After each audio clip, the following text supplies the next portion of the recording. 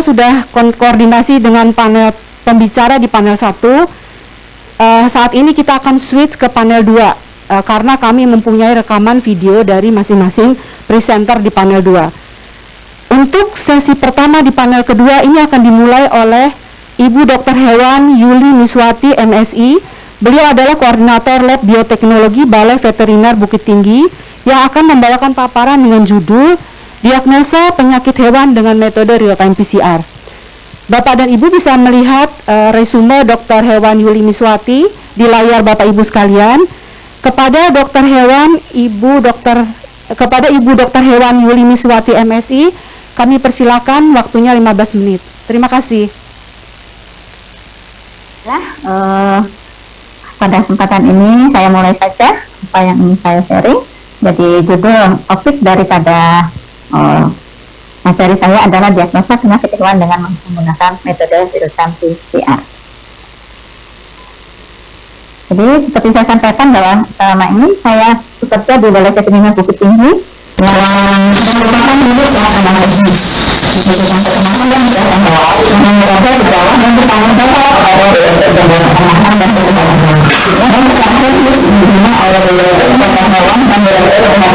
veteriner dan pasca panen sesuai dengan Peraturan Menteri Pertanian Nomor 61 Tahun 2013. Adapun tugas pokok dan fungsi utama dari Balai Veteriner adalah melaksanakan pengamatan dan pengidentifikasian diagnosa penyakit hewan, kemudian veteriner dan produk hewan. Ini Bapak Ibu, kalau Bapak Ibu yang pernah berkunjung di Balai Veteriner, ini adalah tampakan dari depan Balai Veteriner Bukit Tinggi. Kalau kita lihat ini di latar belakangnya ada bukit, ya, yang cukup indah. Ini adalah tampakan daripada ruang tamu di Balai Veteriner Bukit Tinggi. Visi dari Balai Veteriner Bukit Tinggi adalah terwujudnya regional 2 yang terjamin aman kesehatan hewan dan masyarakat veterinernya melalui penyidikan dan pengujian veteriner secara modern. Misinya cukup banyak, ya. Yang utamanya adalah memang melakukan penyidikan, monitoring, surveillance, serta juga kita mendukung daripada penyediaan pangan yang aman, ya, untuk masyarakat terutama di ruang lingkup di regional 2. Laboratorium Balai Veteriner Bukit Tinggi itu kami di sini memiliki 6 laboratorium, yaitu laboratorium parasitologi, laboratorium filologi, lab bakteriologi, lab kesmafet, kesehatan masyarakat veteriner, laboratorium patologi, dan laboratorium bioteknologi. Nah, karena kesempatan ini kita sedang berada dalam grup aplikasi real-time PCR, jadi berarti ini di laboratorium bioteknologi yang melakukan pengujian di Balai Veteriner Bukit Tinggi. Jadi saat ini di Balai Veteriner Bukit Tinggi kami memiliki 2 tipe mesin real-time PCR.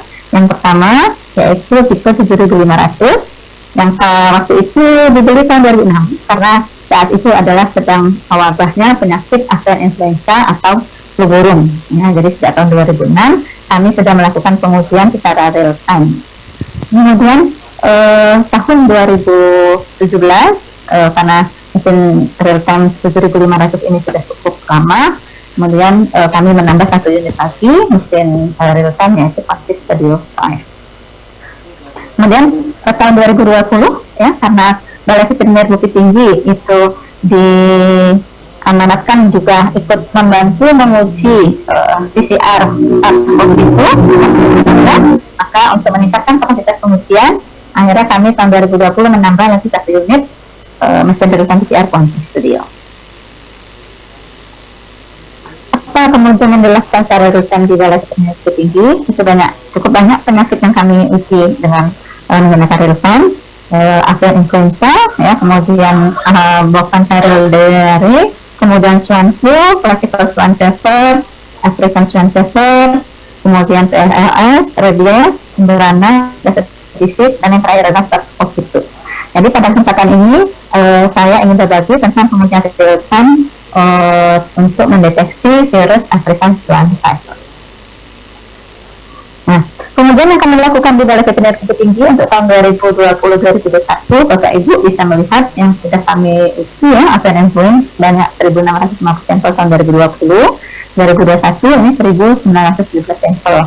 Ini ada yang kasus positifnya, ya, ini ada kasus negatif. Ya.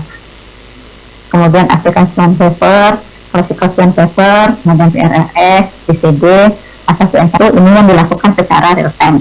Nah, kami juga melakukan kemudian selain real time juga ada beberapa penyakit yang dilakukan secara PCR konvensional.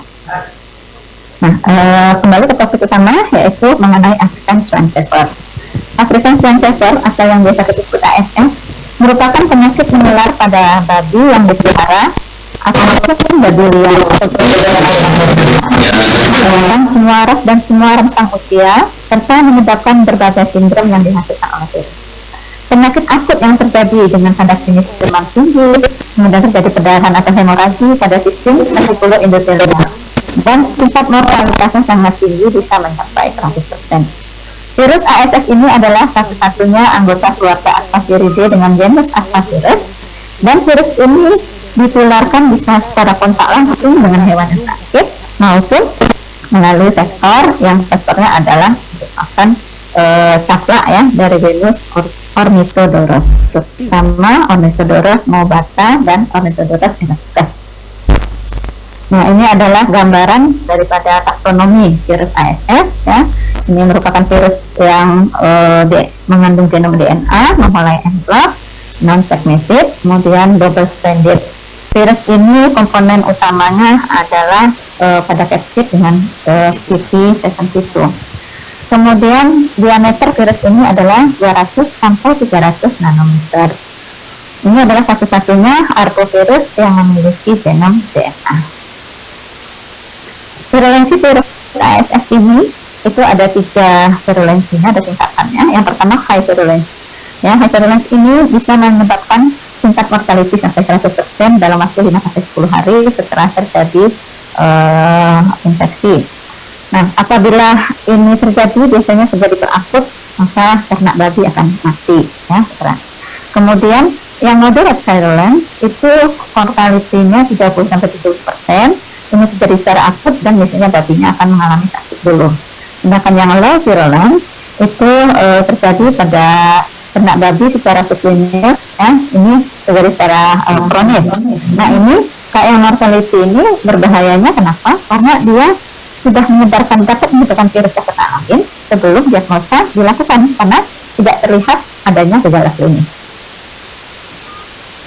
Kita virus ini ya secara dia sangat resisten sekali pada pH yang sangat rendah maupun pH basah ya, kurang dari 3,9 dan lebih dari 11,5 pH di atas negatif.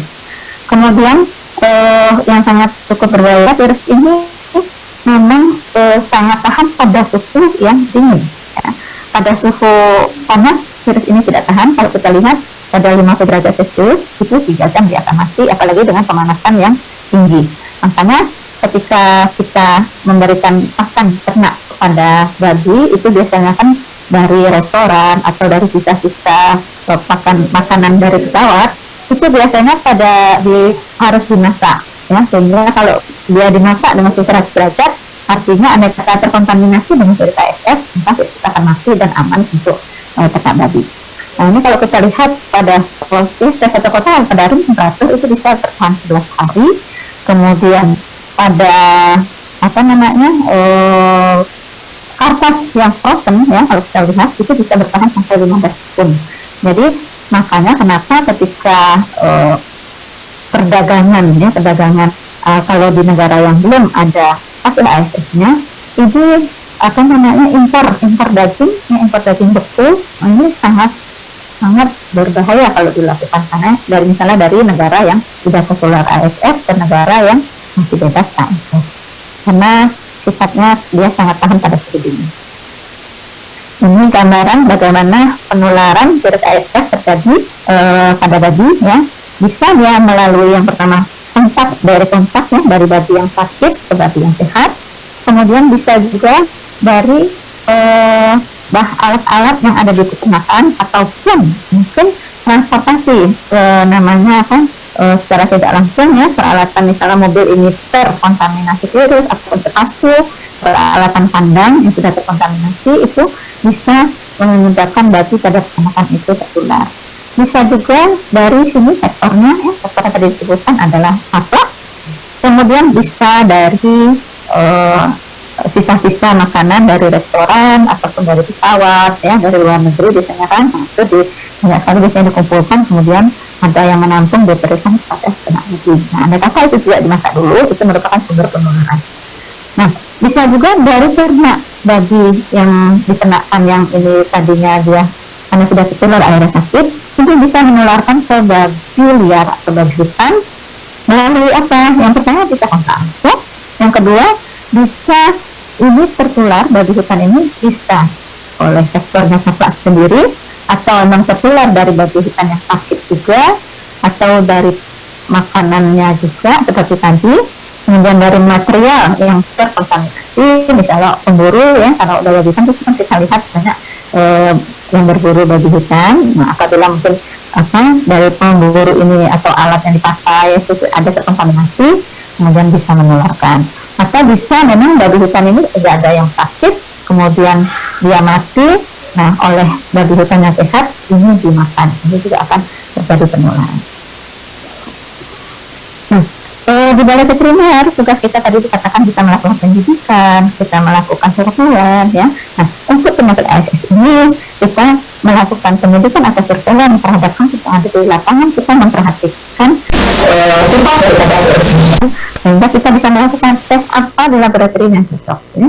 Uji di laboratorium adalah untuk meneguhkan, ya, diagnosa kesimpulan diagnosa yang terjadi di lapangan. Jadi secara klinis seperti apa kondisinya, bagaimana gejalanya, kemudian secara epidemiologi, nah itu secara inilah, ya, bagaimana kita diagnosa penyakit di lapangan. Dan kemudian untuk menentukan diagnosa terhadap kasus tersebut, maka diambil sampelnya, baik itu sampel babi atau yang masih sakit maupun yang sudah sakit, kemudian dibawa ke laboratorium. Kita untuk mengetahui pada fase mana kita harus melakukan pengujian, apakah kita melakukan PCR, apakah kita isolasi, atau kita melakukan antibody, gitu ya. Antibody kita melihat daripada perjalanan prosesnya.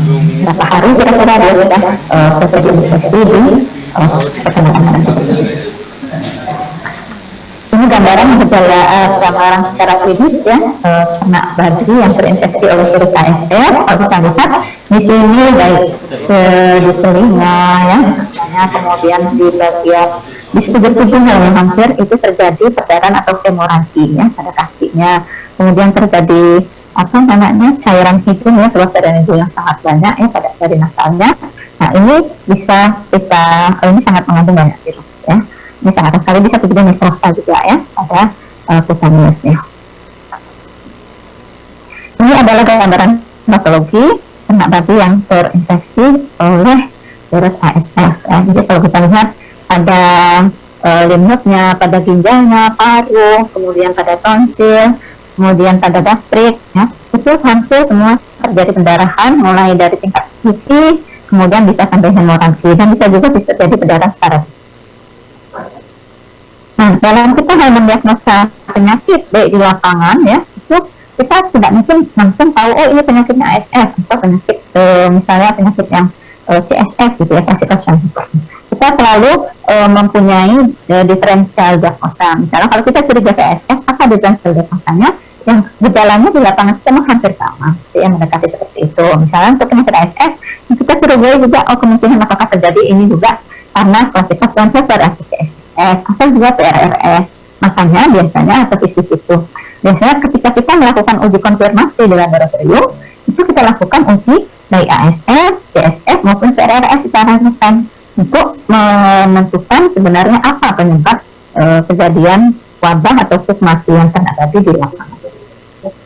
Nah, sampel yang bisa diambil untuk penyakit ASF itu bisa serum, ya, kemudian bisa darah utuh, ya, yang kita katakan dengan PDPA, bisa dari mana, bisa lymph, spleen, bisa tonsil, kemudian paru, hati, ginjal maupun sumsum, ya. Jadi memang banyak sekali sampel yang bisa kita ambil pada ternak yang memang kita curigai itu kemungkinan terkena penyakit ASF ini. Nah, untuk ternak itu jaringan itu sebenarnya kalau ternaknya sudah mati. Kalau ternaknya masih hidup, kita biasanya ambil serum dan darah dengan menyatakan ETA ya, namanya ETA darah utuh.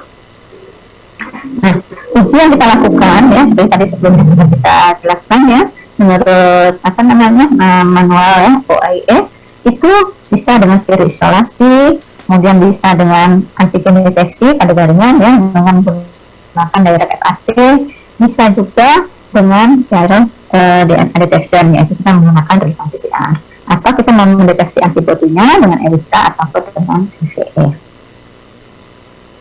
Nah, diagnosa ASF ini saya katakan tadi, ini diagnosa direkomendasikan sebagai alat konfirmasi ya. Jadi istilahnya diagnosa untuk melakukan konfirmasi terhadap diagnosa klinis atau lapangan, diagnosa lapangan yang ada pada misalnya ada kriteria wabah atau kematian atau kesakitan yang sangat banyak itu terkonfirmasi. Kemudian satu hal bahwa untuk kita menunjukkan apakah dia positif tidak, itu tidak bisa hanya dengan serologis ya. Jadi kita harus mendiagnosa antigennya ya, virusnya. Makanya itu sangat penting sekali kita lakukan uji dengan real-time PCR. Nah, real-time PCR yang kita lakukan, yang pertama kita melakukan ekstraksi DNA ya, baik sampel darah, serum, semen atau daging, tosis, sebanyak atas virus feeding-nya, apapun yang kita curigai adanya virus ASF. Di laboratorium veteriner kita menggunakan PM viral DNA mimikrit ya. Dan itu mohon maaf ya, ini kita tidak, ini memang kita menyebutkan ininya ya, katalognya. Jadi memang ini kita gunakan. Kemudian kit yang kita gunakan PCR-nya adalah kit ambilan EGPET. Primer yang kita gunakan untuk mendeteksi antigen daripada virus ini adalah kita menggunakan primer desainnya King et al. Tahun 2003 ya. Ini desain primernya untuk gen PP72. Kemudian ini adalah probe-nya ya, desain probe-nya pakai kontra. Ini sesuai dengan manufacturer EGPET sendiri. Ini adalah komponen dari PCR-nya. Kemudian ini adalah program PCR. Nah, hasilnya ini sebagai contoh ya, hasil real-time PCR terhadap uji ASF yang kita lakukan karena adanya kasus kematian babi di lapangan ya. Kita lihat bahwa ini adalah sampelnya, jadi dengan sesuai dengan literaturnya bahwa kita menggunakan threshold 0,1. Jadi kalau CT yang di bawah kurang pada 40 adalah positif, dengan CT-nya antara 40 sampai 45 adalah indeterminate, CT di atas 45 adalah negatif. Jadi kami dengan menggunakan deteksi bisa memastikan bahwa kejadian di lapangan itu memang betul-betul disebabkan oleh virus ASF ya, disesuaikan juga dengan diagnosa klinis dan diagnosa lapangan dan epidemiologi.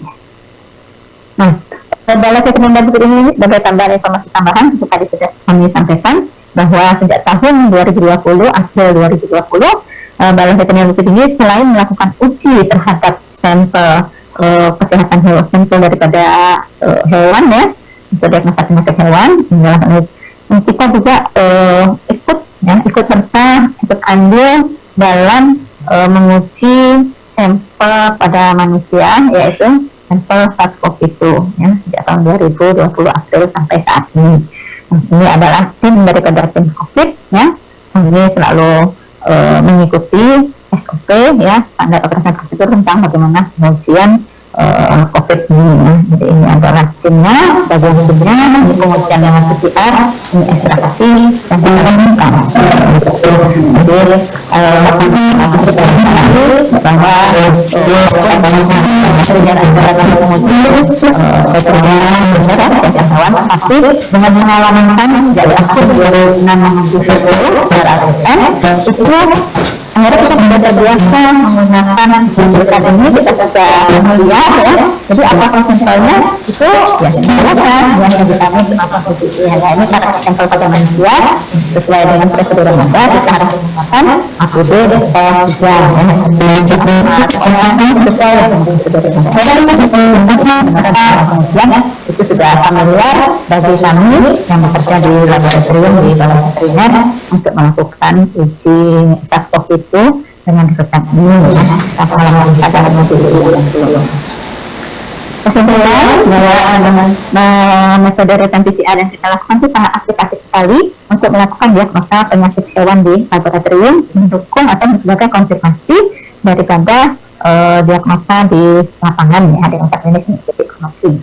Kemudian untuk menjamin daripada mutu pengujian ya, quality assurance dalam pengujian ini kita harus menerapkan SOP yang ada ya, karena bagaimanapun kita tidak menginginkan adanya hal-hal yang mungkin terjadi kekeliruan di dalam pengujian.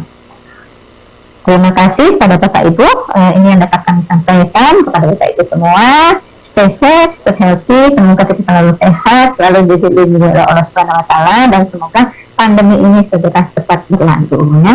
Ini adalah tim di Balai Veteriner Bukit Tinggi di Laboratorium Biotek, saya sendiri, kemudian Dr. Madeliza, Dr. Ahmanisya Puhanda, Kisah Putria, dan Yanti Eka Citra.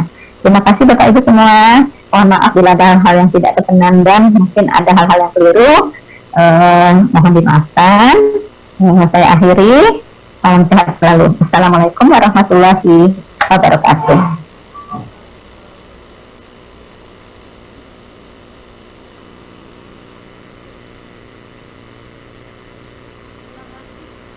Terima kasih saya ucapkan kepada Dr. Hewan Yuli Niswati untuk sharing pengalamannya dalam diagnosa penyakit hewan, terutama ASF di sini yang dijelaskan dengan lebih detail, dan sumbangannya terhadap kesehatan hewan di Indonesia. Baik, pertanyaan bisa di-post melalui chat box, nanti kita akan jawab melalui email, dan kita akan lanjut ke pembicara di panel 2 ini, yaitu Bapak Dr. Roberdi Siberakuno, MSI. Beliau adalah Genomics and Transcriptomic Head dari PT Smart Tbk yang akan membawakan paparan berjudul The Development of High Resolution Melting atau HRM Marker in Oil Palm. Bapak dan Ibu dapat melihat chat box untuk resume beliau. Kepada yang terhormat Bapak Dr. Roberdi Siberakuno, MSI, waktu kami persilakan. Bapak Ibu peserta webinar, senang sekali rasanya hari ini bisa sharing dengan Bapak Ibu tentang pengalaman kami dalam development of high resolution melting marker di kelapa sawit. Saya Roberdi, saat ini sebagai Genomic and Transcriptomic Head di Departemen Bioteknologi PT Smart Tbk. Kantor kami ada di Sentul, Jawa Barat. Saat ini kami banyak bergerak di dalam genom dan transkriptom analisis kelapa sawit, khususnya untuk karakter nutrien efisiensi, kemudian toleransi terhadap tekanan kekeringan, dan juga sifat karakter vegetatif pada kelapa sawit. Next.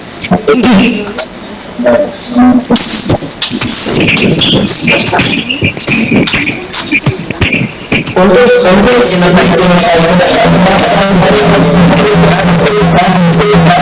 besar, kemudian juga jumlah seni yang banyak, kami mungkin melakukan analisis dengan metode CASPI, Competitive Allele Specific PCR, yang kami lakukan servis di laboratori genomic chemistry di London, Inggris. Tetapi penelitian kan tidak selalu menggunakan sampel yang banyak, kemudian juga jumlah SNP yang banyak. Jadi untuk alternatif jumlah SNP yang sedikit dengan jumlah sampel yang sedikit, kami mengembangkan beberapa alternatif untuk SNP genotyping. Di antaranya itu adalah SNAP, kemudian CAPS, dua-duanya ini berbasis PCR, kemudian dianalisis dengan gel agarose. Dan yang akan saya share dengan Bapak Ibu hari ini adalah tentang HRM, High Resolution Melting. Next. Kenapa HRM? Jadi HRM adalah post PCR analisis, kemudian cepat dan juga sederhana. Kemudian kita melakukan analisis berdasarkan PCR melting, jadi tidak menggunakan agarose gel. Kemudian HRM ini bisa membedakan sekuen DNA berdasarkan komposisi dari basa nukleotida, panjang dari basa, kemudian juga strain complementarity. Kemudian HRM juga bisa kita aplikasikan untuk beberapa kegiatan, yaitu genotyping, kemudian mutation scanning, dan juga tentang methylation studies. Tetapi yang akan saya share dengan Bapak Ibu pada siang ini adalah tentang genotyping eksperimen. Lanjut. Ini ini adalah sejarah perkembangan dye ataupun prop di dalam kegiatan HRM. Yang pertama itu adalah Cyber Green 1. Ini sebetulnya berkembang sesuai dengan qPCR. Jadi waktu qPCR awal-awal digunakan Cyber Green, kelemahannya adalah ini Cyber Green tidak bisa menempel di setiap basa DNA sehingga tidak terlalu akurat. Kemudian setelah itu dikembangkan HRM dye untuk scanning. Jadi keunggulannya adalah dye ini bisa menempel di semua basa DNA sehingga hasil yang diperoleh lebih akurat. Walaupun perbedaan ada satu basa itu bisa dideteksi. Kemudian yang lebih belakangan dikembangkan adalah fluorescence label.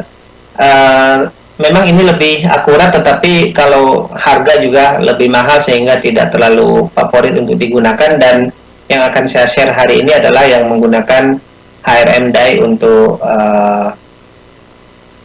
gene scanning. Next. Ini prinsip dari HRM. Jadi pertama itu HRM akan seperti PCR biasa, jadi akan SNP target kita akan diamplifikasi menggunakan forward and reverse primer. Kemudian di tahap akhir itu nanti akan dilakukan satu siklus untuk mendenaturasi double strand, dan setelah itu akan dilakukan dibiarkan akan terjadi re-annealing kembali. Dan untuk setelah denaturasi dan re-annealing ini terjadi, untuk yang strand yang nanti heterozigot itu akan terjadi nanti pembentukan apa yang kita sebut dengan heteroduplex. Dan inilah nanti yang akan membedakan melting peaks dari fluorescent yang dihasilkan.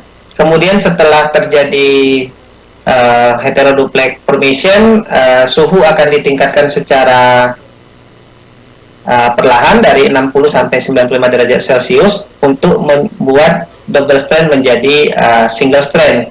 Dye yang digunakan ini bersifat akan berfluorescens sempurna apabila kondisi DNA di dalam double strand, dan akan fluoresensnya akan hilang apabila DNA terdenaturasi sempurna. Jadi peak itu nanti akan bisa dianalisis, fluorescence signalnya itu akan dianalisis di kapan terjadinya melting dari double strand DNA, dan itu nanti akan bisa dilihat terjadi di suhu berapa sesuai dengan komposisi GC content, panjang basa dan lain sebagainya. Next. Untuk pengembangan HRM ini kami menggunakan progeny hasil silangan dari dua spesies kelapa sawit, Elais oleifera, kemudian Elais guinensis.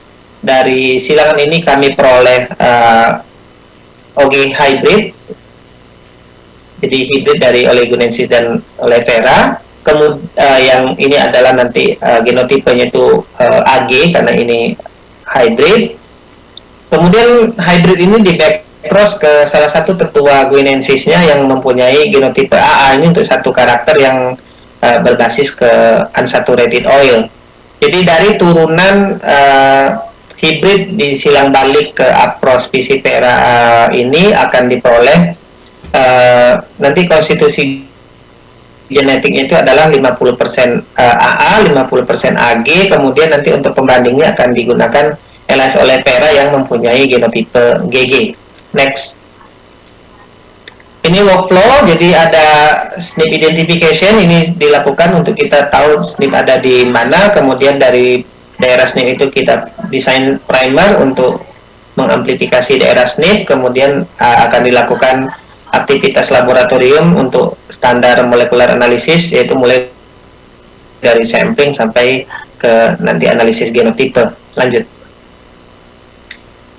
Tadi seperti disampaikan di depan bahwa HRM itu akan menggunakan satu dye yang berfluoresens sempurna ketika DNA berada di dalam kondisi double strand, dan akan fluoresens akan hilang apabila nanti DNA sudah terdenaturasi.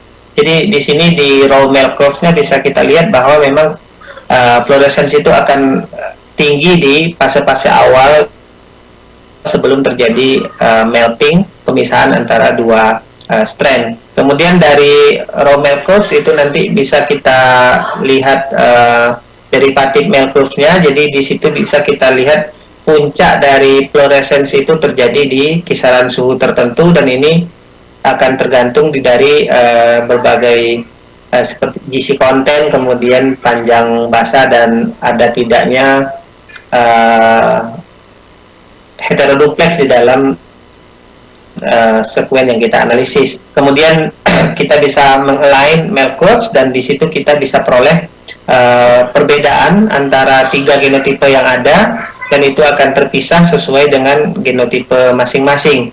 Dan kemudian juga kita akan bisa melihat difference plot, di mana ketiga genotipe itu akan terpisah sesuai dengan mengelompok sesuai dengan genotipe masing-masing. Ini adalah hasil dari konvensional HRM, dan kita dari sini bisa memperoleh hasil yang cukup baik, dan hasil ini akan kita konfirmasi next dengan pendekatan lain. Jadi hasil dari HRM yang memang sebagian dari yang kita analisis ini kita belum ketahui genotipenya, kemudian kita konfirmasi menggunakan CAPS. Jadi amplikon yang ada dari hasil PCR di digest dengan enzim restriksi tertentu, yang situs pemotongannya memang berada di dekat SNP yang kita peroleh, dan kita bisa lihat bahwa untuk yang AG itu akan terpotong menjadi dua pita, kemudian untuk yang GG itu akan tidak terpotong, jadi menghasilkan tetap satu pita. Kemudian untuk yang hasil backcross, progeny backcross itu yang di bawah, ini yang kita belum tahu sebelumnya hasilnya, itu memang terpisah menjadi dua, di mana 50% dari mereka adalah GG dan 50% lainnya adalah AG, dan ini akan mengelompok sesuai dengan genotipe yang ada. Jadi hasil dari HRM yang kita peroleh itu 100% match dengan hasil CAPS, hasil konfirmasi, dan dari sini kita yakin bahwa HRM yang kita kembangkan bisa kita gunakan untuk analisis jumlah sampel yang lebih banyak. Next. Walaupun tadi kita dari HRM konvensional kita memperoleh hasil yang cukup bagus, tetapi dari pekerjaan lainnya ternyata dengan menggunakan unlabeled probe itu kita memperoleh hasil yang lebih presisi. Jadi unlabeled probe HRM ini adalah DNA marker berdasarkan kombinasi dari saturated dyes, jadi kita tetap menggunakan fluorescence, kemudian dikombinasikan dengan penggunaan unlabeled probes. Jadi kita tambahkan selain primary, first, dan forward, ada satu oligonukleotida yang kita gunakan sebagai probe, tetapi tidak tidak ada penambahan dari bahan kimia lain. Jadi kita tidak label apa-apa, hanya penambahan biasa, tetapi nanti di dalam reaksi PCR-nya itu akan dilakukan asymmetric PCR. Jadi ada perbedaan konsentrasi antara satu untai dengan untai lain. Kelebihannya ini kita memang bisa memperoleh hasil dari grafik digital, kemudian kita menggunakan unlabeled probe bisa mengidentifikasi seluruh tipe SNP, relatif lebih murah, bisa diaplikasikan di jumlah sampel yang lebih sedikit dan tidak memerlukan enzim restriksi. Next.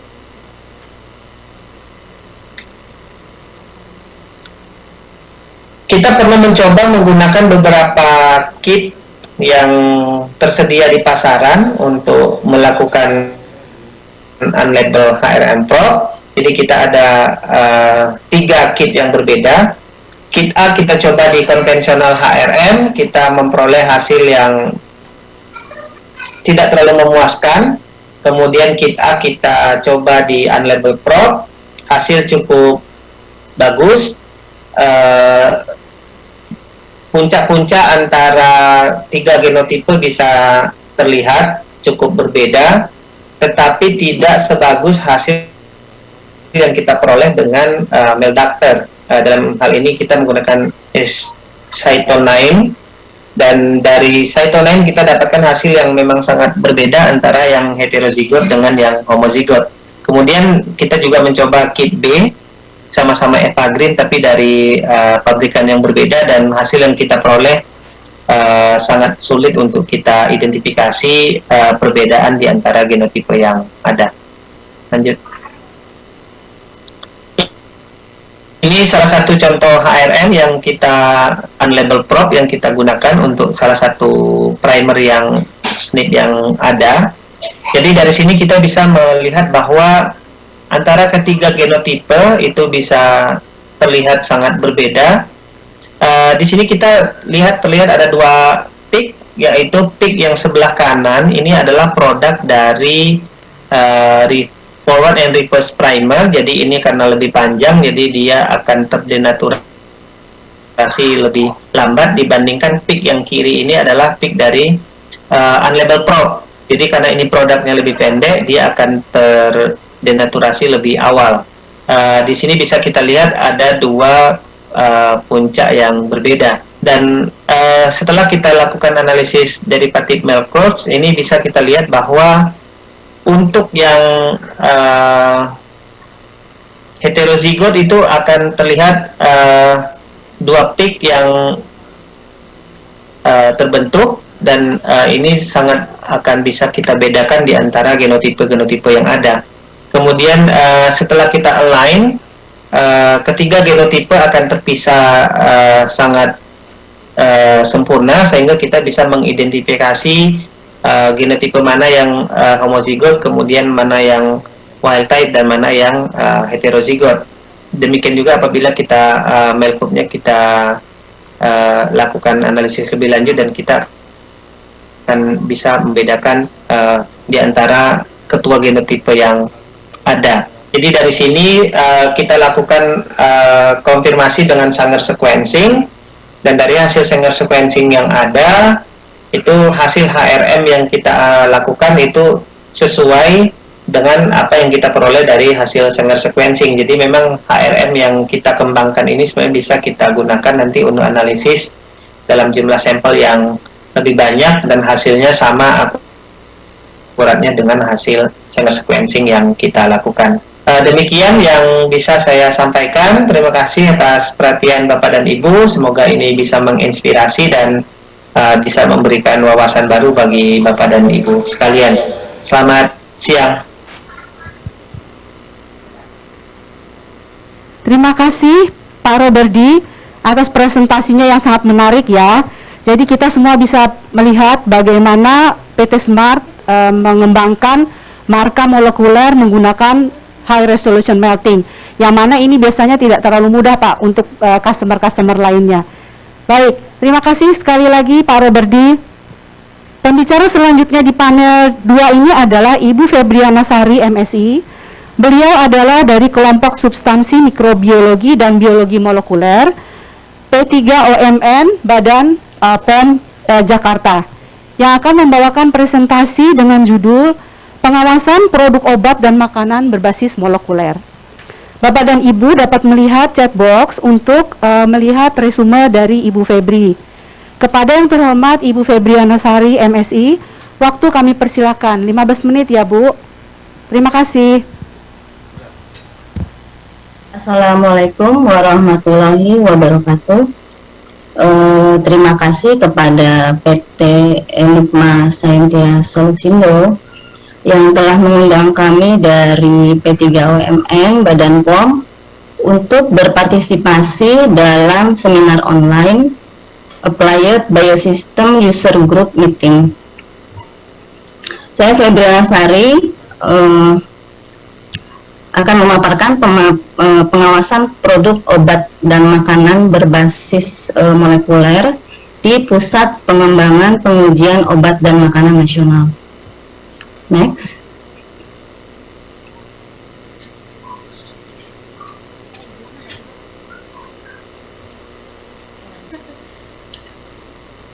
Yang sebelumnya Pak. Berdasarkan visi dan misi yang ingin dicapai oleh Badan POM, menguatnya sistem pengawasan obat dan makanan menjadi salah satu sasaran strategis dari sistem pengawasan obat dan makanan atau SISPOM. SISPOM ini diselenggarakan oleh Badan POM, merupakan suatu proses yang komprehensif mencakup pengawasan pre-market dan post-market. Nah, salah satu bagian dari sistem itu adalah pengujian laboratorium.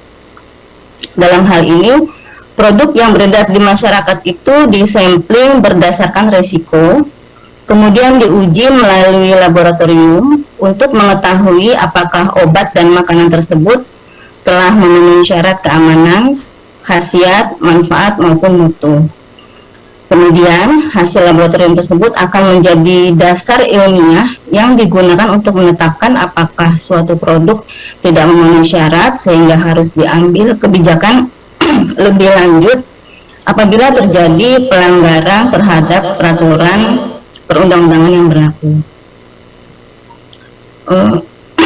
Next. Berdasarkan Perbepom nomor 21 tahun 2020, Pusat Pengembangan Pengujian Obat dan Makanan Nasional mempunyai tugas untuk melaksanakan pengembangan pengujian obat dan makanan. Next. Dalam melaksanakan tugas P3OMN tersebut, salah satu pengembangan pengujian yang dilakukan di P3OMN adalah pengujian yang berbasis PCR.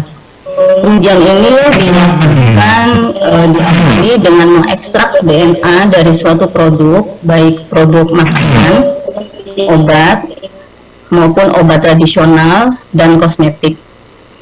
Nah, DNA yang diperoleh diamplifikasi dengan menggunakan PCR, kemudian hasilnya dianalisis.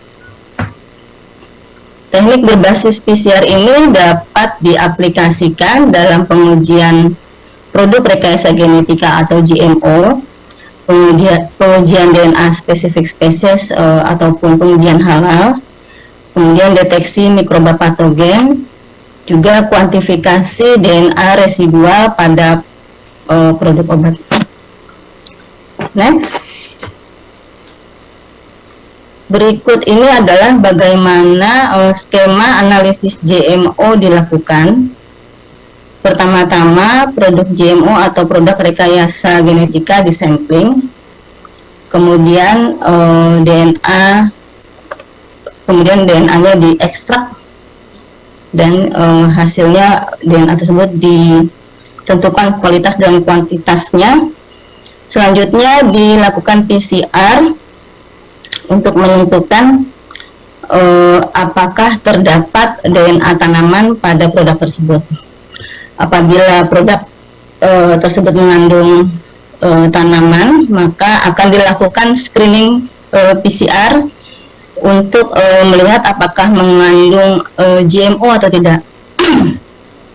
Apabila produk tersebut mengandung GMO, maka dilakukan deteksi terhadap event spesifik sisipan yang terdapat di dalam GMO tersebut.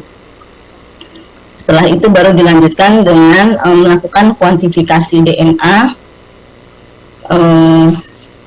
sisipan tersebut. Prosedur lain mungkin kalau yang menggunakan berbasis protein itu bisa menggunakan ELISA atau lateral flow strip. Kalau di kami mungkin kami lebih banyak menggunakan PCR. Lanjut, berikut ini adalah pengujian GMO, bahwa dalam pengembangan produk GMO itu dikembangkan metode untuk dapat mendeteksi adanya DNA sisipan atau DNA asing dalam suatu produk rekayasa genetika. Mungkin jika pernah melihat suatu produk yang terdapat label GMO free, maka produk tersebut mengklaim diri bebas dari GMO atau bahan-bahan yang disebut dengan bahan-bahan yang mengandung DNA asing atau DNA sisipan. Ini adalah laboratorium pengujian GMO kami di tahun 2008. Di antaranya di situ masih terlihat ada real time PCR EBI 7000 SDS yang dulu pengadanya di awal-awal berdirinya lab kami di tahun 2002-2003. Dan mungkin di saat itu juga di sekitar tahun 2004 kami juga sudah mengikuti program uji profisiensi secara internasional dari APLAK seperti ini. Kemudian lanjut untuk pengujian spesifik spesies ini mulai berkembang di tahun 2007 sudah dimulai, dan mungkin lebih berkembang di 2008. Mungkin di saat itu mungkin ada kita masih mengingat adanya kasus halal, yaitu kasus dendeng sapi yang mengandung DNA babi. Jadi melakukan pengujian spesifik spesiesnya itu untuk produk yang diduga mengandung DNA babi. Next. Nah, mungkin pertanyaannya adalah mengapa Badan POM melakukan pengujian halal? Bukannya harusnya yang melakukan pengujian halal itu adalah BPJPH. Jadi yang dalam hal ini yang dilakukan Badan POM adalah melakukan pengawasan label. Jadi berdasarkan Perka BPOM yang tertera di sini, ini disebutkan bahwa obat tradisional, suplemen makanan, dan pangan yang mengandung bahan tertentu wajib mencantumkan informasi kandungan bahan pada penandaan atau label. Nah, apabila mengandung bahan yang berasal dari babi misalkan, maka harus dibuat tanda khusus berupa tulisan mengandung babi berwarna hitam dengan kotak berwarna hitam di atas dasar putih seperti contoh berikut. Kemudian apabila dalam proses pembuatannya bersinggungan dengan bahan yang bersumber dari babi, maka harus dibuat declare label semacam ini, yaitu ada tertulis pada proses pembuatannya bersinggungan dengan bahan bersumber babi. Kemudian next. Nah, ini adalah bahan reference GMO untuk reference untuk pengujian pengembangan pengujian GMO yang mencakup persyaratan yang harus dipenuhi dalam pengujian yang menggunakan PCR. Beberapa di antaranya mungkin lebih banyak mengandung persyaratan peraturan bagaimana menyelenggarakan pengujian di laboratorium PCR, apa saja yang harus dipenuhi, termasuk dalam hal good laboratory practice untuk lab PCR. Next. Kemudian dalam melakukan pengembangan metode terdapat sejumlah acuan untuk baik validasi maupun verifikasi yang bersumber dari JRC Uni Eropa ataupun juga dari USFDA. Next. Berikut adalah laboratorium PCR di P3WMN. Terdapat 5 ruangan terpisah sebagai implementasi dari ISO 24272 di atas, 24276 di atas, yang sudah pula dilengkapi dengan lampu UV di setiap ruangan. Jadi ruangan itu adalah ruang preparasi sampel, ruang ekstraksi DNA, kemudian ruang master mix, dan ruang penambahan DNA atau ruang PCR template, kemudian ruang analisis DNA atau elektroforesis. Next. Untuk aplikasi PCR selanjutnya adalah pengembangan pengujian mikroba patogen pada produk obat dan makanan yang baik dilakukan secara pengujian mikrobiologi secara konvensional maupun pengujian mikroba yang berbasis PCR. Next.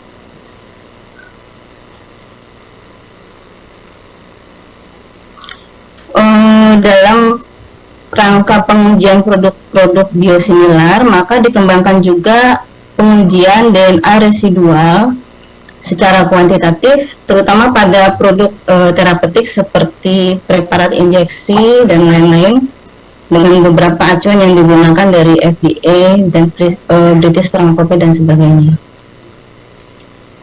Lanjut. Sesuai dengan yang diamanatkan oleh Keputusan Presiden Nomor 9 Tahun 2020, Badan POM sebagai bagian dari Satuan Gugus Tugas Percepatan Penanganan COVID-19 telah berupaya melakukan berbagai langkah sebagai bentuk dukungan terhadap pemerintah RI dalam penanganan pandemi COVID-19.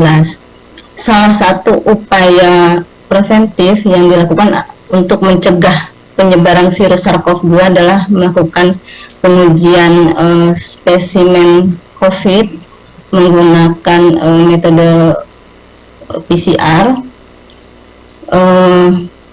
dengan melakukan amplifikasi DNA virus SARS-CoV-2 yang merupakan penyebab dari COVID-19. Pengujian ini dilakukan di laboratorium biohazard P3OMN, yaitu di lab BSL-2+. Next. Baik, demikian paparan kami mengenai kegiatan pengembangan pengujian di P3OMN. Atas perhatiannya kami ucapkan terima kasih. Assalamualaikum warahmatullahi wabarakatuh.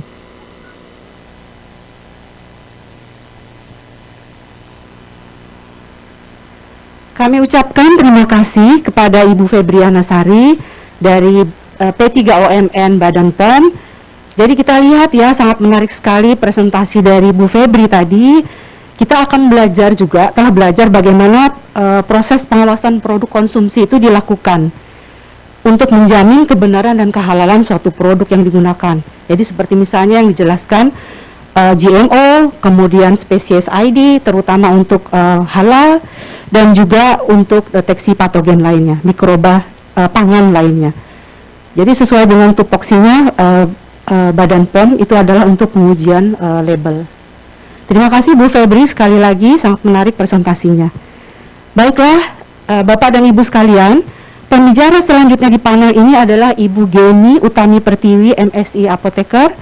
Beliau sehari-hari bertugas di Viral Vaksin Quality Control PT Bio Farma Persero. Dan Ibu Geni akan membawakan paparan berjudul Detection and Quantification of Residual DNA Pichia pastoris from Viral Vaccine. Bapak dan Ibu dapat melihat chat box untuk resume dari beliau. Kepada yang terhormat Ibu Geni Utami Pertiwi, MSI Apoteker, waktu kami persilahkan. Terima kasih. Assalamualaikum warahmatullahi wabarakatuh. Selamat siang Bapak dan Ibu semuanya. Pertama-tama saya ingin mengucapkan terima kasih kepada tim Enigma, Ibu Nurul, Mas Fandi yang sudah mengundang saya di acara user group meeting ya.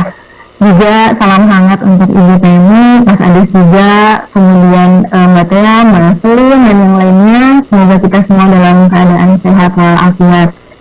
Dan pada kesempatan ini saya diminta untuk sharing mengenai proyek yang sedang kami lakukan di lab di Bio Farma. Tapi sebelumnya saya ingin memperkenalkan diri dulu. Saya Gini, saat ini aktif bekerja di lab vaksin virus QC Bio Farma. Dalam waktu 15 menit ke depan, saya akan membahas mengenai deteksi dan kuantifikasi residu DNA Vixia pastoris dari produk vaksin virus di Bio Farma. Next. Ya, sebagai overview, berikut ini adalah hal yang akan dibahas. Yang pertama adalah latar belakang dan tujuannya, kemudian dilanjutkan dengan metode, analisis dan hasil uji, diakhiri dengan kesimpulan. Mungkin di sini saya sedikit bercerita dulu. Jadi saat ini Bio Farma sedang mengembangkan vaksin COVID-19 menggunakan platform teknologi rekombinan memanfaatkan Vixia pastoris sebagai host virusnya, dan nanti dihasilkan protein RBD atau reseptor binding domain sebagai antigen yang berkhasiat dalam produk vaksin tersebut. Nah, saya diskusi dalam rangka pengawasan mutu vaksin COVID ini diperlukan pembatasan jumlah residu. Jadi kami mengembangkan dan validasi sehingga pengujian ini dapat digunakan secara rutin. Yang seperti yang sudah kita ketahui bahwa vaksin diproduksi dengan memanfaatkan makhluk hidup ya, seperti bakteri, virus, dan suatu vaksin dinilai baik apabila telah memenuhi 3 persyaratan berikut ini. Yang pertama adalah efikasi, termasuk potensi dan juga stability-nya. Kemudian ada safety dan juga keamanannya. Efikasi dan keamanan atau safety. Nah, terkait isu keamanan ini kita wajib memonitor jumlah kandungan impurities dan juga harus menghilangkan kontaminan. Nah, salah satu impurities yang mungkin hadir dalam produk vaksin ini adalah residu host cell DNA. Next. Jadi apa sih residu DNA ini? Nah, kenapa kita harus membatasinya dalam produk vaksin yang dihasilkan? Jadi residu DNA ini adalah total DNA atau fragmen DNA yang terkandung dalam sampel biologis yang berasal dari rekombinan host cell seperti sel mamalia dan juga yeast selama produksi vaksin. Nah, residu DNA ini dianggap dapat memicu reaksi yang tidak diinginkan apabila vaksin diberikan dan residunya berada di atas batas yang diperbolehkan. Dan seperti kita ketahui bahwa DNA diketahui memiliki 2 aktivitas biologis yang perlu diperhatikan. Yang pertama adalah apabila DNA dapat memicu zat penyebab kanker dan juga memungkinkan DNA ini infeksius. Selanjutnya ini saya menampilkan overview produksi vaksin di Bio Farma. Ini secara umum ada beberapa tahap dalam produksi. Diawali dengan penyiapan working cell, kemudian inokulasi, panen, proses purifikasi hingga filtrasi steril sampai dihasilkan balok murni. Jadi tujuan dari proses downstream atau purifikasi balok ini adalah untuk mendapatkan yield produk yang tinggi sekaligus juga untuk mengeliminasi kontaminan dan impurities pada produk. Nah, makanya ada pengujian residu DNA. Selanjutnya ini adalah jenis pengujian residu DNA yang sudah dilakukan di Bio Farma. Yang pertama ada uji residu DNA Hansenula, ini produknya ada pada vaksin hepatitis B. Kemudian juga residu DNA Vixia pastoris pada produk vaksin COVID yeast base. Kemudian residu DNA Vero pada vaksin IPV dan NOPV2. Dan yang terakhir adalah residu DNA CHO pada produk trastuzumab. Selanjutnya, ini adalah guideline dan spesifikasi yang kami gunakan dalam penetapan metode dan persyaratan residu DNA pada produk biologis.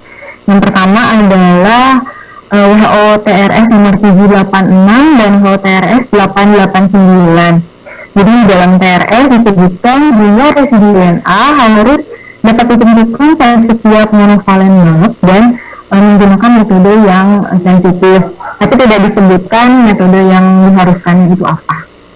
Dan untuk jumlahnya sendiri, yang pertama ada untuk mammalian sel, ini acceptable limitnya adalah kurang dari 100 pikogram DNA per dose, sedangkan untuk yeast jumlahnya lebih kecil lagi, yaitu kurang dari 10 pikogram per dosis.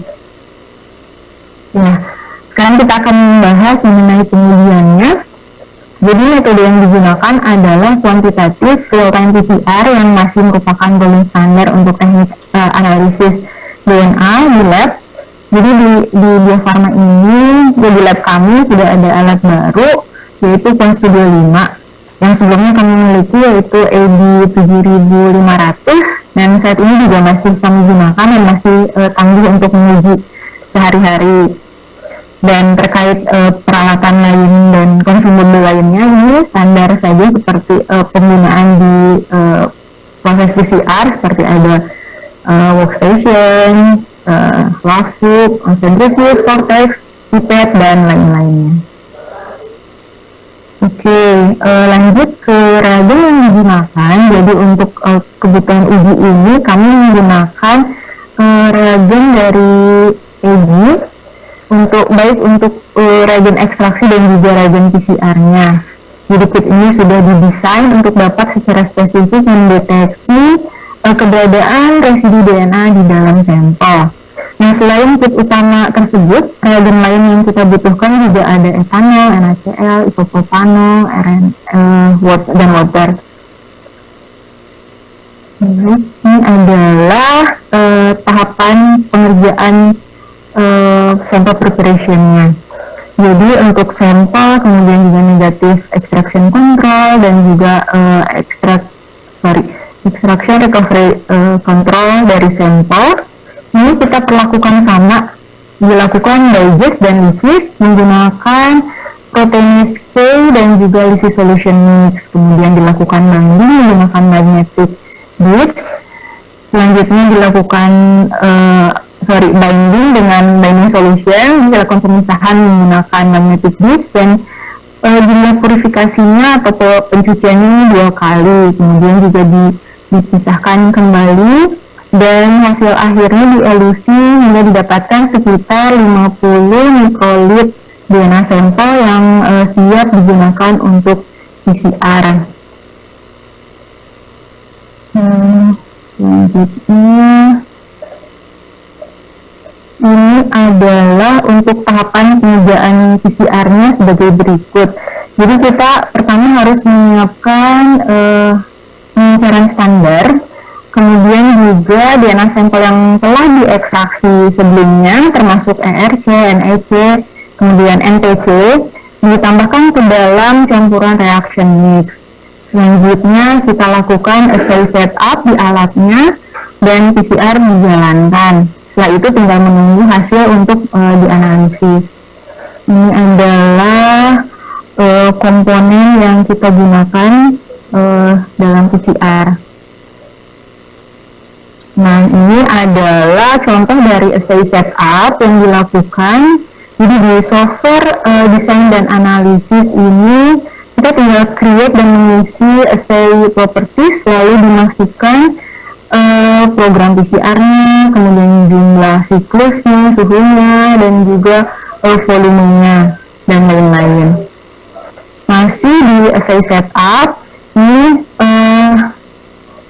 kita lanjutkan dengan assign target. Targetnya ini ada 2, yaitu PICIA dan IPC. Lalu kita masukkan jenis reporter dan quencher-nya, juga passive event yang digunakan. Dalam hal ini kita menggunakan ROC sesuai dengan petunjuk pada kit. Kemudian tidak lupa juga untuk mengassign dan memberi tes sampel dan standar dengan target dan notasi yang sesuai. Juga kita masukkan konsentrasi dari standar yang digunakan untuk kebutuhan pembuatan kurva kalibrasinya. Baik, ini adalah contoh dari kurva amplifikasi untuk target IPC dan PICIA. IPC atau internal positive control ini dibutuhkan untuk memonitor dan mengevaluasi performance dari setiap reaksi PCR. Jadi yang baik itu adalah nilai CP dari IPC untuk standar dan sampel ini sedekat mungkin. Nah, yang sebelah kanan ini adalah kurva amplifikasi dari target PICIA. Untuk thresholdnya sendiri kita menggunakan 0,2 untuk target PICIA ya. Jadi apabila kita tarik garis lurus, tegak lurus dari threshold ke bawah, itu akan didapatkan nilai CT sampel. Sedangkan untuk kuantitinya, kita akan bisa hitung otomatis melalui persamaan dari kurva standar yang dihasilkan. Mengenai kurva standar, ini adalah contoh yang kami dapat dari printout laporannya. Jadi dari sini kita akan mengetahui berapa R kuadrat yang didapat, kemudian nilai slope dan y-intercept. Dan nilai-nilai tersebut dijadikan sebagai validity kriteria dari uji ini. Nah, selain itu juga persen IRC yang harus berada pada rentang yang disyaratkan, sekitar 70 hingga 110%. Dan ini adalah contoh, ini adalah rumus untuk menghitung persen recovery dari ERC, dan khususnya di Bio Farma ini rumus untuk menghitung kadar residu DNA sampel di dalam sampel. Kita hitung dalam konsentrasi pikogram per dosis, karena dosisnya itu adalah 500 mikrogram, jadi kita kalikan terhadap 500 mikrolit. Oke, ini adalah contoh dari hasil uji yang kami dapatkan. Jadi dari data kuantiti yang didapat dari hasil PCR, kemudian kita masukkan ke dalam rumusnya, maka kita dapatkan recovery, persen recovery IRC dari sampel pertama ini adalah 90,40 dan sampel kedua adalah 86,31. Ini cukup baik ya. Kemudian juga kita menghitung berapa konsentrasi residu DNA dalam sampel. Nah, apabila kita rata-ratakan untuk sampel pertama ini, nilai residu DNA-nya adalah 1,81 dan sampel yang kedua ini adalah sekitar 1,35, dan kedua sampel ini sudah memenuhi syarat kurang dari 10 pikogram per dosis kadar residu DNA-nya. Nah, kita memasuki ke pembahasan mengenai assay validation. Jadi setiap pengujian yang dilakukan di QC itu harus tervalidasi. Nah, untuk pengujian residu DNA PICIA ini kan termasuk uji kuantitatif untuk limit test. Jadi validasi ujinya itu ada lengkap. Pertama, parameternya ada akurasi, ada inter-assay precision, ada presisi presisi intra-assay, kemudian presisi inter-assay yang terdiri atas day to day dan percent to percent. Kemudian juga ada parameter specificity, linearity, LOD, NOQ, dan juga robustness. Jadi memang karena ini uji baru, jadi saat ini memang kami sedang dalam tahap validasi, dan sebagian besar dari parameter yang ditampilkan di sini sudah kami lakukan dan hasilnya baik. Tapi memang saya tidak bisa men-share hasil validasi internal Bio Farma di sini, tapi bila ada yang ingin berdiskusi dapat mengontak saya secara langsung. Baik, terakhir mungkin akan disimpulkan dari hasil presentasi saya. Yang pertama adalah pengujian residu DNA host cell PICIA pastoris ini penting dan wajib dilakukan terhadap sampel balk murni vaksin sesuai guideline dan spesifikasi di WHO TRS.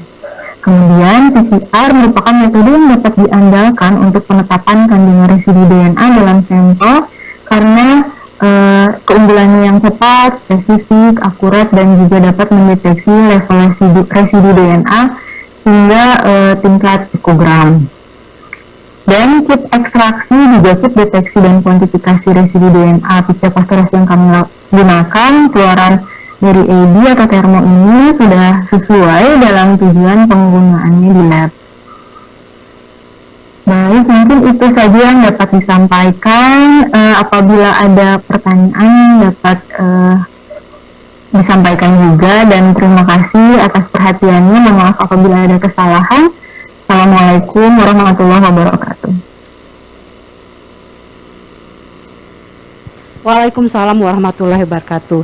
Terima kasih banyak kepada Bu Geni Utami Pertiwi atas paparannya yang sangat menarik. Jadi kita belajar ya bagaimana caranya untuk develop vaksin, kita perlu melakukan uji residual DNA dari hostnya. Jadi dari PT Bio Farma hanya salah satu dari 4 pengujian residual DNA yang setelah dilakukan. Terima kasih sekali lagi kepada Bu Geni, dan terima kasih juga kepada keempat peserta pembicara di panel kedua ini, kami akan sampai akhirnya pada sesi diskusi dan tanya jawab untuk panel kedua. Mudah-mudahan akan banyak ya peserta yang ngecek pertanyaan ya. Jadi nanti kami akan memilih 5 penanya terbaik atau yang paling relevan dengan para pembicara pagi ini, dan akan disediakan hadiah yang menarik. Bagi penanya yang pertanyaannya belum sempat terjawab di sesi ini, jawaban nanti akan kami sampaikan melalui email. Jadi kami lihat sudah ada beberapa pertanyaan ini yang muncul untuk para pembicara. Baik, bisa saya bacakan ya. Pertanyaan pertama, mohon ditampilkan. Pertanyaan pertama untuk Bu Febri. Pertanyaan pertama dari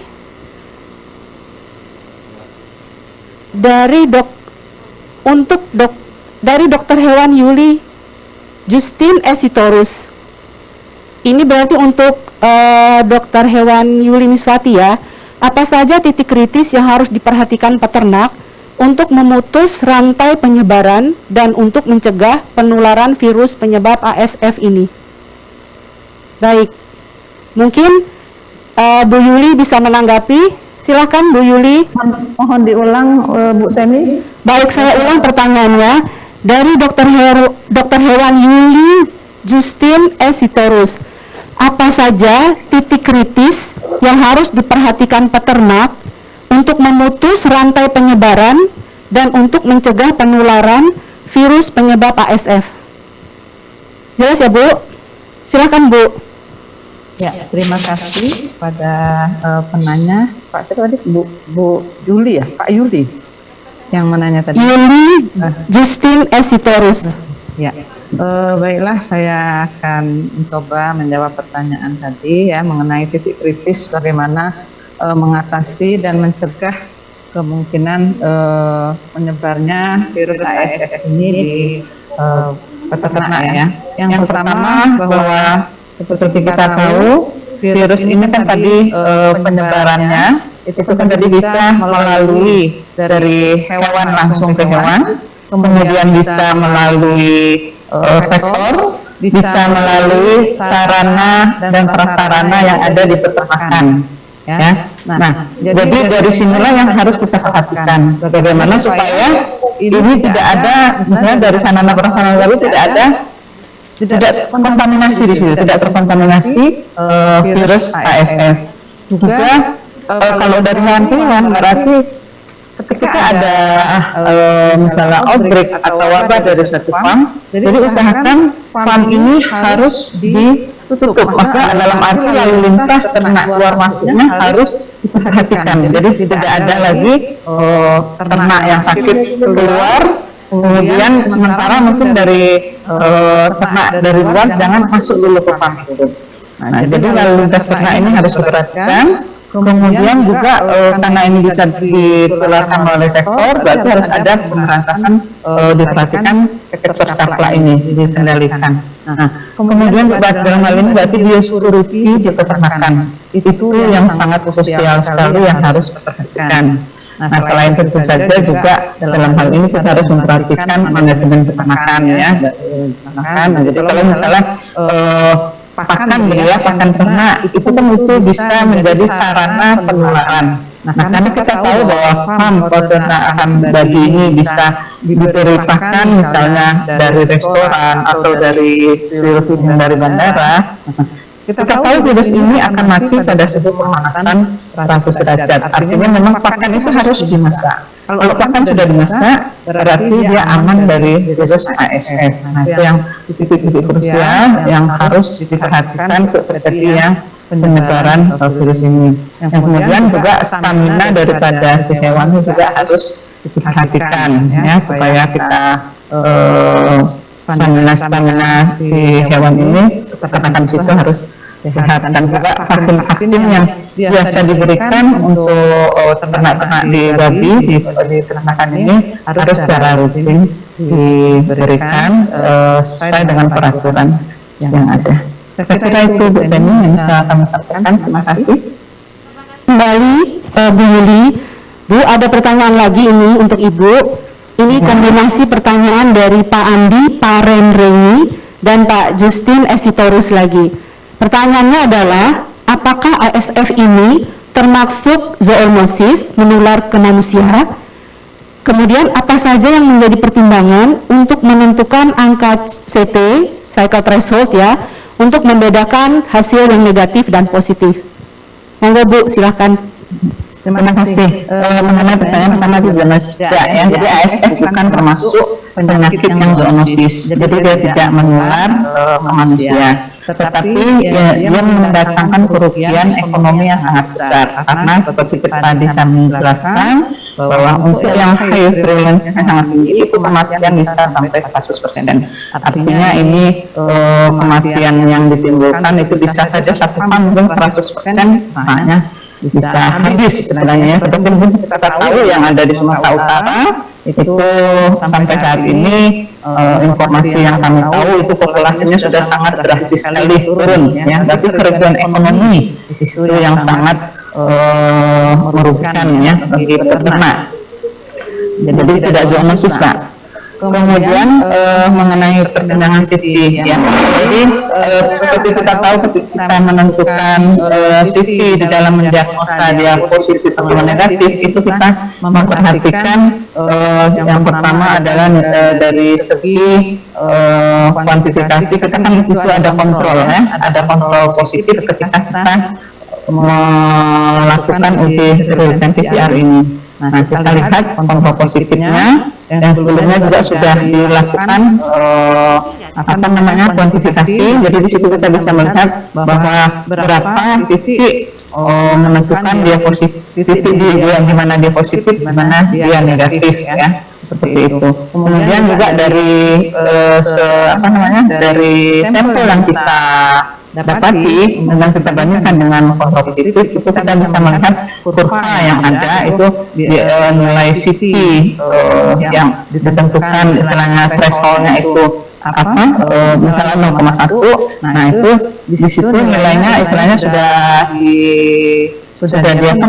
ditentukan oleh ini biasanya positif, negatif atau indeterminan. Ini sudah kita dari referensi ya, dari referensi itu sudah ditentukan berapa nilai yang positif CT-nya. Setelah dikatakan 40 itu kurang 40 itu positif, sedang 40 sampai 45 dia undetermined, berarti istilahnya harus kita ulang lagi pengujiannya. Di atas 45 itu negatif ya. Nah itu kita tentukan dari nilai thresholdnya, kemudian dari CT-nya itu biasanya ini sudah ditentukan dari literatur itu sudah didapatkan. Seperti kita ketahui bahwa untuk yang pengujian di veteriner itu literatur kita adalah dari OIE ya. Jadi OIE ini adalah suatu organisasi internasional yang mengorganisasi Office International Epizootic. Jadi di sini mengatur ini seperti WHO lah di dunia kesehatan ya. Jadi seperti itu.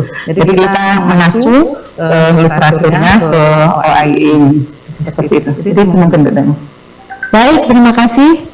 Saya kira sudah menjawab ya dari Bu Yuli tadi. Nah, kita masuk ke pertanyaan selanjutnya untuk Pak Roberdi. Siap ya Pak? Pak Roberdi, kita akan dapat pertanyaan dari Pak Ahmad Solikin dari Lab IBDC. Yang pertama, apakah kita bisa mengetahui langsung jenis genotipe dari hasil peak melting curve tanpa CAPS confirmation? Yang kedua, selain di genotyping di tanaman kelapa sawit, apakah HRN berpotensi diterapkan di virus atau mikroba juga? Baik, silakan Pak Roberdi untuk menanggapi. Ya, terima kasih.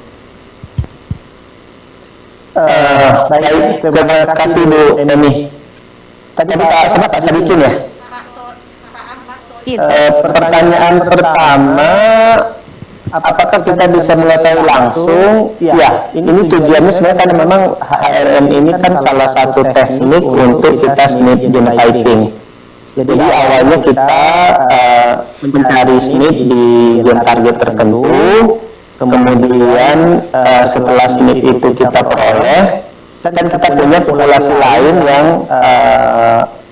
katakanlah populasi uji yang atau populasi pemulihan lah dalam istilah pertaniannya. Kita belum tahu itu genetiknya seperti apa. Jadi karena SNP ini sudah kita validasi itu terkait katakanlah dengan satu karakter dan itu langsung bisa. Tadi di presentasi itu saya tampilkan konfirmasi ke CAPS, itu hanya untuk memastikan apakah HRM yang kita lakukan itu sudah memang sesuai dengan genetika yang sesungguhnya atau belum, gitu Pak. Jadi untuk HRM sebetulnya dalam skala komersialnya tidak perlu lagi dikonfirmasi ke pendekatan lain sepanjang dioptimasi metodenya itu sudah dipercaya seperti itu. Kemudian apakah HRM bisa diaplikasikan di selain tanaman? Secara teori memang bisa, karena seperti yang di presentasi saya di slide berapa tadi itu, di slide sebentar, di slide berapa?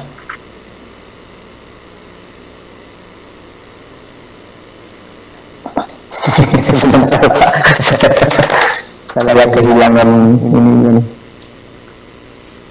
Di slide 10 ya.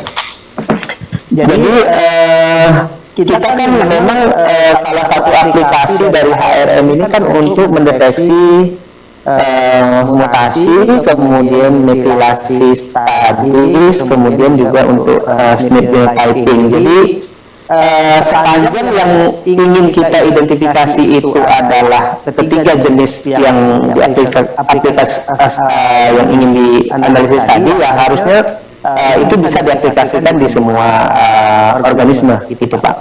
Walaupun memang dalam praktisnya saya belum pernah bekerja dengan virus atau dengan bakteri, tetapi secara aplikasi ini memungkinkan untuk dilakukan di kedua jenis makhluk hidup tersebut, seperti itu Pak. Semoga bisa menjawab. Ya. Gimana Pak Ahmad Solihin? Oke, sudah ya. Terima kasih Pak Roberdi. Masih ada satu pertanyaan lagi nih untuk Bapak. Silakan Bu. Dari Bapak ya, Pak Justin Sitorus, apa teknik yang dilakukan untuk mengetahui konsentrasi DNA-nya dan berapa konsentrasi DNA minimal yang dapat digunakan dalam pengujian PCR terkait HRM? Terima kasih.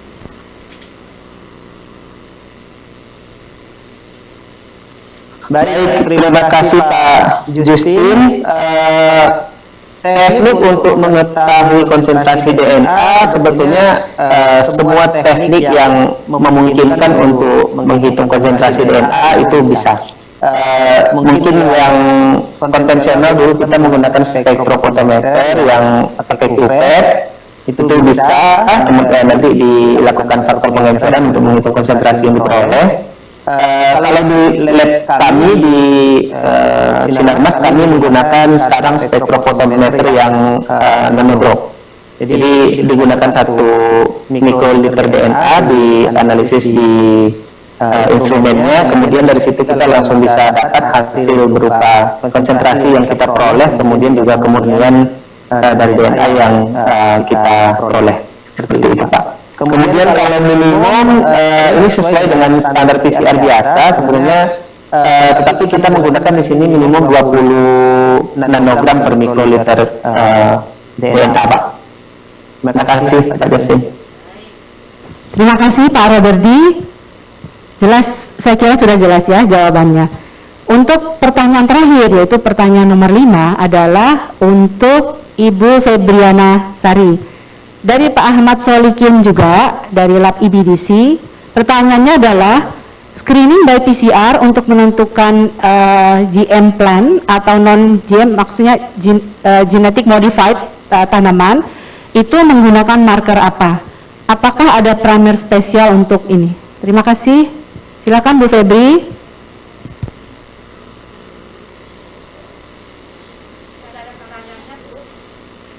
Atau saya bacakan lagi? Ya, baik, terima kasih.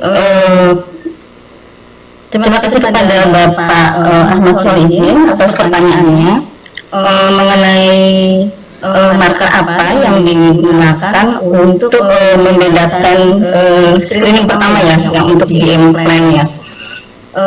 Jadi untuk screening pertama kali kita tentunya harus menentukan tanaman apa yang ada di situ.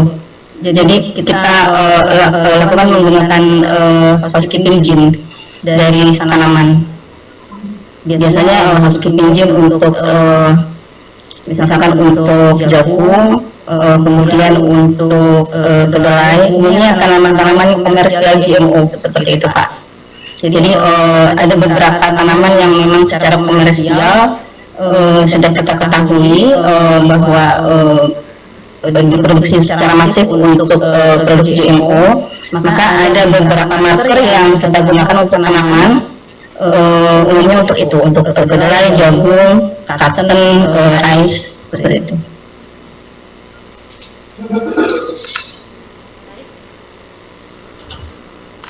Baik, terima kasih Bu Febri. Jadi ada beberapa tingkatan tadi ya Bu Febri ya, melalui presentasinya ya, bahwa kita harus cek dulu apakah tanamannya confirm ada, kemudian kita bisa menggunakan marka lain untuk melihat sisipannya ya Bu Febri, benar ya? Ya, siap.